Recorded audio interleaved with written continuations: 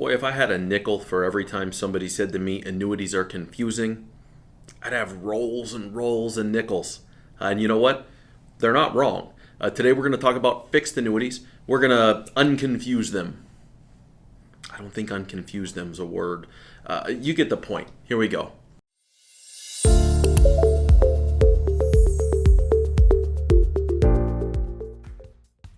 Hi, I'm Antonio Cibella with Vision Wealth Management. Topic of the day today is fixed annuities, fixed annuity basics. What are they all about? We're going to make it unconfusing.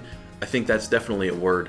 Here we go. To start, there are lots of different types of annuities. We're talking fixed annuities today. There are also immediate annuities, variable annuities, fixed indexed annuities. Most of the things I'm going to say today don't apply to those things. So if you're looking for fixed annuities, you're in the right place. If you're not and you're looking for another type, go find one of my other videos. We got lots of videos about this stuff that'll help you out. So point number one, what is a fixed annuity? A fixed annuity is a contract with an insurance company. You give the insurance company your money. In return, they will pay you a certain amount of interest for a certain period of time. They're very similar to certificates of deposit, CDs at the bank. Now, we got to make the compliance people happy. Big red flashing lights.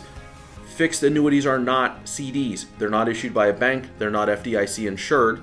They work kind of similarly. We'll compare that. That can be your comparison point if you're familiar with CDs, but not a CD, not FDIC insured. Okay, so now that part's done, a fixed annuity has a term. You put it in for a period of time, 3 years, 4 years, 5 years, 7 years, 10 years. Has to stay there for that period of time. Otherwise, there are penalties if it gets pulled out during the term. Kind of like with the CD. It also has a specific interest rate that you're going to get paid. Sometimes it's only for the first year of the contract. You got to watch out for that. Oftentimes it's what's called a multi-year guarantee. That means that for whatever your term is, they'll pay you that interest rate for that term. Might be a 3-year term with a fixed interest rate for the first 3 years. After the 3 years is up, they can change the interest rate. After the 3 years is up, you fulfilled your end of the deal. You can move the money somewhere else if you don't like. So we've got a term, we've got a fixed interest rate for a period of time, and 3, you've got a principal guarantee. Now again, differentiator between a CD. With a CD, it's issued by a bank, backed by the bank. The bank is backed by the FDIC. Not a thing with the annuities. With a fixed annuity, it's issued by an insurance company. The guarantee comes from that insurance company. So it's important when you're looking at this stuff that you're working with somebody who is financially solvent, who has a high rating and a good long history of this kind of thing. So the guarantee is coming from the insurance company. That's a very big difference between that and a certificate. Other ways that they're different. Annuities inherently are tax-deferred vehicles. So if you're putting in non-retirement money, the interest is not taxable when you earn it. It's taxable when you pull it out. It's taxable when you spend it. It's tax deferred versus a CD where you're paying taxes on the money every year as you're earning interest. Fixed annuity, not like that, tax deferred. Now, if you use your IRA to purchase a fixed annuity, for example, the IRA tax treatment trumps everything else. So if it's traditional IRA, for example, it's all pre-tax, that sort of thing. If it's after-tax money, if it's just money that was sitting around in the bank and you're going to put it into a fixed annuity, you're going to get tax deferral. Along with that tax deferral, money's got to live there till you're 59 and a half. So these aren't typically vehicles that you would use early in the accumulation phase, because just like with other tax deferred or tax qualified investments, if you pull it before retirement age, before 59 and a half, you've got additional penalties. Other ways that it's different from, for example, a CD. It offers some liquidity, typically. Sometimes you can draw your interest out without penalty. Sometimes you can draw a portion of your principal out each year. Lots of contracts you can take 10% out per year of your account balance without incurring any fee or penalty. If you exceed that, that's when you start to get into penalties if you're in that initial term. The third way that they're different is that after the term is up, it doesn't typically auto-renew. Some do. You got to watch for this. Again, each annuity is a contract unto itself with an insurance company, so they can all be a little bit different. But as a general rule, if you say I signed up for a 5-year term, it's a one-time 5-year term. After the 5 years, the money can stay in the account. Unlike a CD, it doesn't automatically roll over for a new 5 years.